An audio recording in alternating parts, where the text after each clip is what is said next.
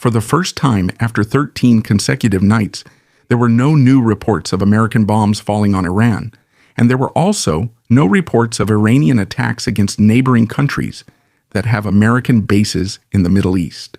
But this does not mean that the war is over. In fact, many experts are worried about this silence because after almost 2 weeks of bombing, the most dangerous question is not just why America stopped. The bigger question is what they are doing while it's quiet. Is the U.S. already preparing for their biggest offensive that would end Iran? But how will they carry it out?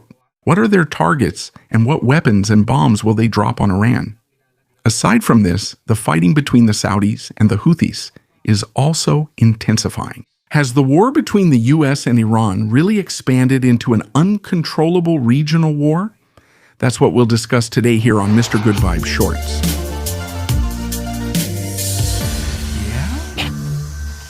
In the past 13 nights, the United States has gradually expanded its target list. The intense attacks began on coastal radar, air defense systems, missile launchers, drone facilities, and small Iranian attack boats around the Strait of Hormuz.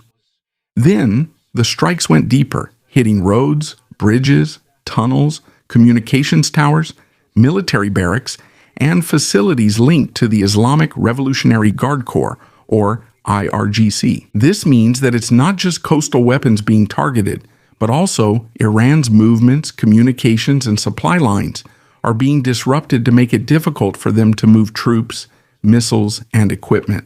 But now that the skies have suddenly gone quiet, there are two possible reasons. First, diplomacy. Donald Trump said that Washington and Tehran are talking. According to him, Iran is now more serious than before, but there is still no guarantee that an agreement will be reached.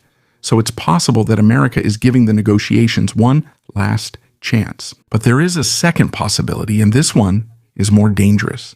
America might just be reloading for a large-scale air campaign. You can't just keep bombing without any assessment. It's necessary to determine how many targets were truly destroyed, which ones were quickly repaired, and where Iran moved its remaining missile launchers, drones, and commanders. The airplanes need to be refueled and maintained. Used precision weapons need to be replaced. Flight routes need to be changed, and the new positions of Iranian air defenses need to be studied. Rescue forces also need to be prepared in case any American aircraft are hit.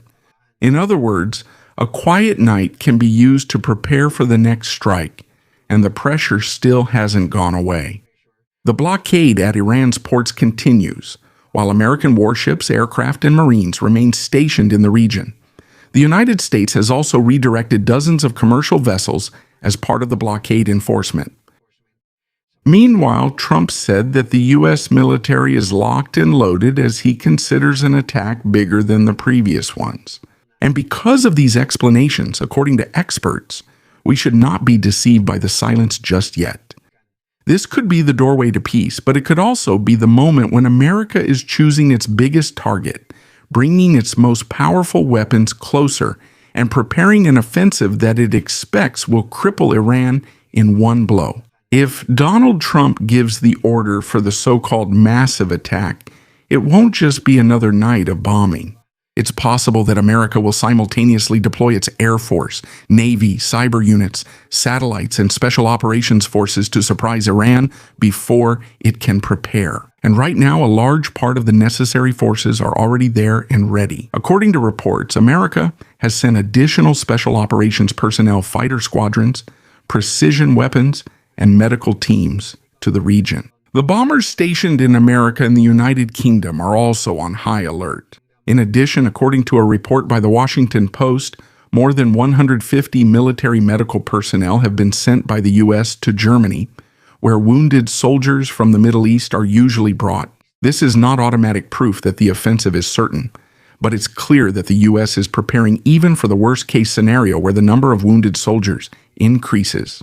If America follows the previous method of Operation Epic Fury, the attack might begin without bombs being the first strike. Cyber Command and Space Command might be the first to act, disrupting Iran's communications, radar links, and military networks.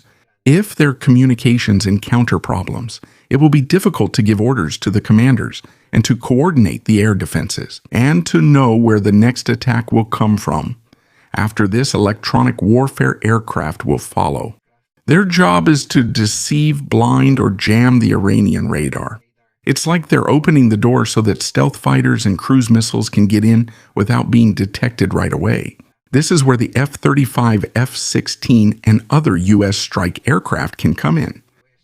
They will be supported by aerial refueling tankers so they can stay in the air longer and carry out the next attack wave.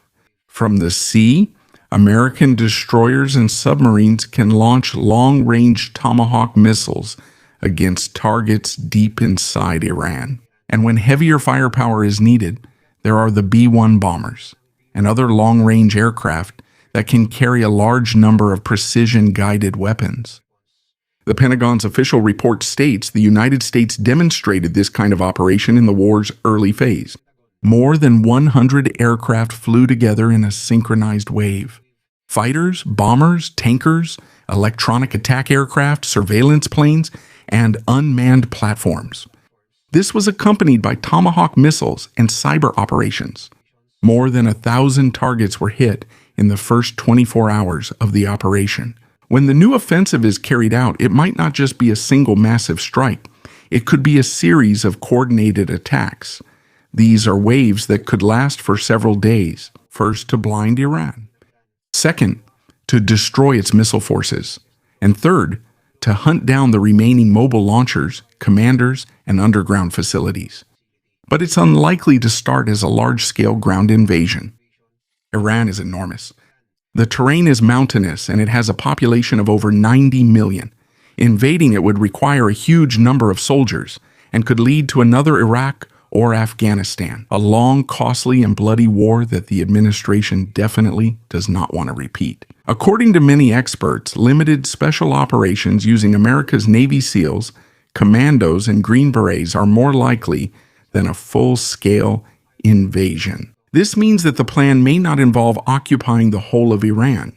The goal is to destroy its ability to fight from the air, at sea, and to strangle its supply and economy, and to force the government to choose to surrender through an agreement or by facing even greater destruction. But to do that, America needs to hit the most sensitive and most protected parts of Iran. The first objective is simple but very difficult. Blind the country and its defenses. Cut off communication and destroy any remaining weapons capable of retaliation. America has already deployed additional F-16 and F-35 fighters, aerial refueling tankers, and electronic warfare aircraft.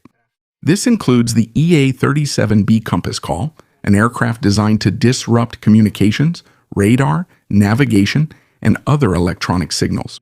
The EA-18G Growler and jamming systems attached to other American aircraft are also being used in combat. In the first wave, the remaining Iranian radar and surface-to-air missile batteries could be targeted. This is where F-16 Wild Weasels specializing in locating and destroying enemy air defenses could be used. Meanwhile, the stealth F-35 could strike heavily guarded targets. Once the defenses are breached, heavier weapons could then come into play. Precision-guided bombs from B-1 bombers missiles, from carrier-based aircraft, and long-range cruise missiles from ships or submarines. It's not confirmed if this is the final battle plan, but that's the kind of combination needed for a large-scale air campaign. And what are the possible targets? First, the IRGC command centers, places where orders for missile attacks, drone operations, and naval movements originate. Second, the ballistic and cruise missile storage sites, drone depots, mobile launchers, and underground weapons facilities. Next are the coastal radar, anti-ship missile batteries, and the naval base near the Strait of Hormuz. Next, in an earlier round alone, CENTCOM said that around 90 Iranian military targets were hit. These included air defenses, coastal surveillance assets, and missile and drone storage sites. But the major offensive might not stop there. If they really want to cripple Iran's ability to fight, they might target military communications hubs, supply routes, rail links, bridges, and tunnels used for moving weapons. The most dangerous possibility is that oil export infrastructure, like Karg Island, could be affected. If that gets hit, it won't just be Iran that suffers. Oil prices around the world could skyrocket. But Iran isn't just standing by waiting for the bombs. Its quickest response could be a simultaneous launch of ballistic missiles, cruise missiles, and drones targeting U.S. bases in the Middle East. Iran doesn't need to shoot down all American aircraft. It's enough to overload the Patriot, THAAD, and other air defense systems with a large number of incoming targets. Iran has already done this before. They have already launched missiles and drones against areas with American forces in Kuwait, Bahrain, Qatar, and Jordan. The IRGC also reported targeting other airports in Jordan, Al-Adiri Camp, and Al-Ali Al-Salim Air Base in Kuwait, as well as U.S. positions in Syria. And it's not just military bases that could be put in danger. If fighting escalates, oil terminals, ports, airports, fuel depots, and power facilities may be targeted. Desalination plants in U.S. allied Middle Eastern countries could also be targeted. And if that's not enough, Iran has another card to play, its allied armed groups. Because while America is preparing for a possible major strike against Iran, suddenly the Red Sea becomes even more volatile as the Houthis attack tankers and oil facilities in Saudi Arabia. And in retaliation, Saudi forces bombed Yemen again. This means a new front of the war has opened. In the Red Sea, the Iran-backed Houthis declared a maritime blockade against Saudi Arabia. They warned shipping companies not to deliver or pick up cargo at Saudi ports. If they don't comply, their ships could become targets. This is not a simple threat.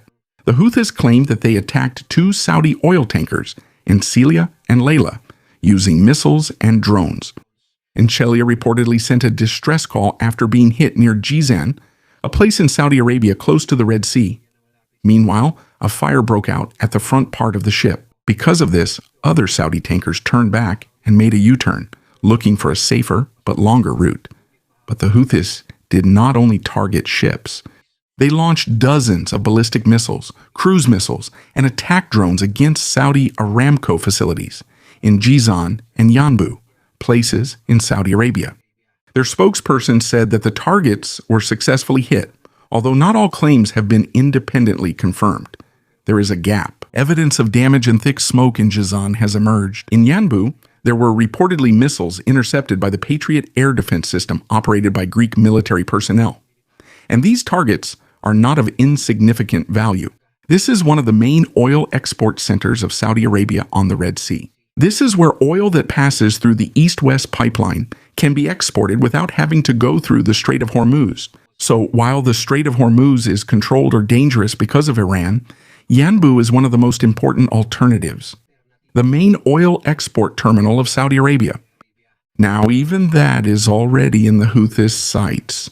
Because of this, the Saudi-led coalition did not hesitate and bombed the Houthi military positions in Hodeidah, a strategic port city in Yemen.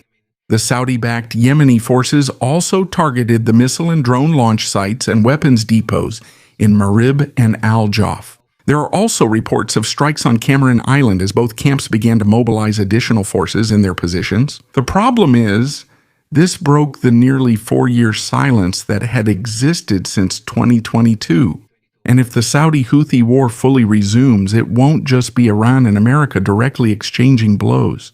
Yemen, Saudi Arabia, and other Gulf states could now be drawn into a widening regional conflict. And let's not forget that Israel is also there. The Houthis have warned that they will follow the principle of blockade for blockade, escalation for escalation. This means that every Saudi bomb could be answered with a new wave of missiles against oil facilities, airports, ports, or ships. Donald Trump has warned that if the Houthis attack again, he may hold Iran directly accountable. According to him, the Houthis and Iran, which he considers their main supporter, could receive severe military punishment. And here, the situation becomes extremely dangerous. In the east, the Strait of Hormuz is under threat. In the west, the Bab el-Mandeb is also being threatened, the narrow passage out of the Red Sea. If these two routes are paralyzed at the same time, oil, cargo ships, and the world's supply chains could be trapped. And at that point, bombs won't be the only problem. More countries might be forced to join in to protect their own interests and economies. At this point, it's not just America, Iran, Saudi Arabia, and Yemen standing on the edge. Europe is also slowly being pulled into the fire. Iran is calling out the United Kingdom, accusing it of colluding with America because it allowed U.S. forces to use British military bases. According to the IRGC, any base from which an attack on Iran originates can now be considered a legitimate target. They specifically mentioned the Royal Air Force Fairford in the UK, where the U.S. Air Force has a presence. In response, London said its armed forces are ready day or night to protect the country, using the combined air and missile defenses of the Royal Navy, British Army, and Royal Air Force. The new Prime Minister, Andy Burnham, also did not change the agreement allowing the use of British bases for what London calls defensive operations, including attacks on missile sites used against ships in the Strait of Hormuz. But for Iran, even if the UK calls it defense, if they help the enemy, they are part of the war. And it's not just the UK that could get involved.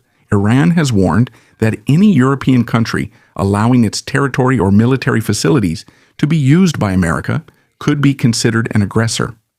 Meanwhile, Bulgaria has allowed the deployment of up to 8 U.S. KC-135 refueling aircraft and 250 personnel at its Bismarck Air Base. The Bulgarian leadership insisted that this is only for logistics and aerial refueling, and that no offensive missions will be launched from their country. But this shows just how extensive America's support is in Europe. This is where everything becomes extremely dangerous because more war fronts are opening around Hormuz. The blockade continues, and there are threats of attacks on oil and economic infrastructure in Bab el-Mandeb. The Houthis are threatening Saudi shipping in the Gulf, putting American bases at risk. And now, even facilities in Europe will be added to the list of possible targets for retaliation. After 13 consecutive nights of American strikes, Iran also warned that if its energy facilities are hit, it may target regional oil, gas, power, and economic sites. The clear conclusion is that a night without bombs is not peace. This is the stage where leaders are seeking an agreement while at the same time bringing many planes, missiles, and military bases closer to the fight. And if there's a single wrong shot, a bomber launched from Europe, a missile hitting a British base, or a tanker sinking, the remaining control could collapse. So the question now is no longer about how widespread this war is. It's already spreading. The only question left is whether it can still be stopped before the war erupts on all fronts at once, from Iran and the Persian Gulf to Russia, the Red Sea, and even Europe itself. That's what we'll be watching out for in the next videos. If you like this video, share it with others and subscribe as well. Also, watch the videos on the right so you can spend even more of your time. If you like this video, share it with others and subscribe as well. Also, watch the videos on the right so you can spend even more of your time.